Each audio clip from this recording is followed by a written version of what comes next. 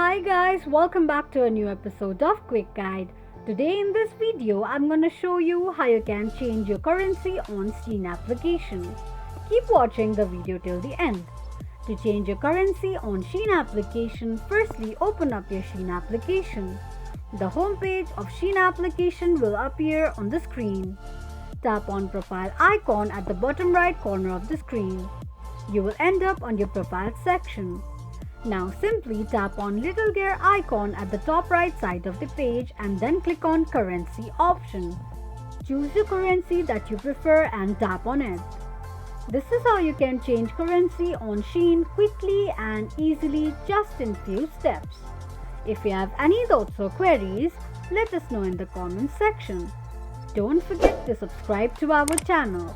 Also press the notification bell icon so that YouTube will notify you whenever we post a new video.